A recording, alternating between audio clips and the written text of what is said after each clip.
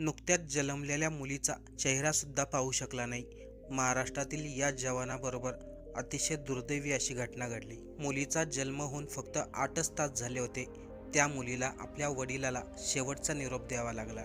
त्याचं झालं असं की प्रमोद जाधव हे साताऱ्यातील दरेगावचे रहिवासी 2014 मध्ये भारतीय सैन्य दलामध्ये भरती झाले होते. सध्या श्रीनगर येथे ते ड्युटीला होते. त्यांच्या पत्नी ऋतुजा या गर्भवती होत्या.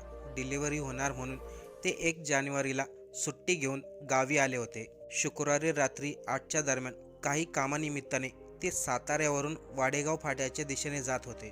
त्याच वेळेस त्यांच्या दुचाकीला आयशर टेम्पोने धडक दिली आणि ते लांबवरती फेकले गेले. यामध्ये ते गंभीर जखमी झाले. अपघात झाल्याचं माहिती होताच लोकांनी त्यांना तात्काळ हॉस्पिटलमध्ये हलवलं, पण हॉस्पिटलमध्ये जाण्या अगोदरच त्यांचा मृत्यू झाला होता. सर्वात हृदय पिळून टाकणारा क्षण तेव्हा आला जेव्हा त्यांच्या मुलीचा म्हणजे शनिवारी सकाळी 10 वाजता जन्म झाला. वडिलांनी आपल्या मुलीचा चेहरा पाहिला नाही आणि मुलीने देखील आपल्या वडिलांचा चेहरा पाहिला नाही. अंत्यविधीच्या वेळेस त्यांची पत्नी ऋतुजा आणि 8 तासाची मुलगी प्रमोद यांना अंतिम निरोप देण्यासाठी हॉस्पिटलमधून त्यांना स्ट्रेचरवरती आणण्यात आलं. तो क्षण प्रत्येकाच्या डोळ्यामध्ये अश्रू आणून गेला.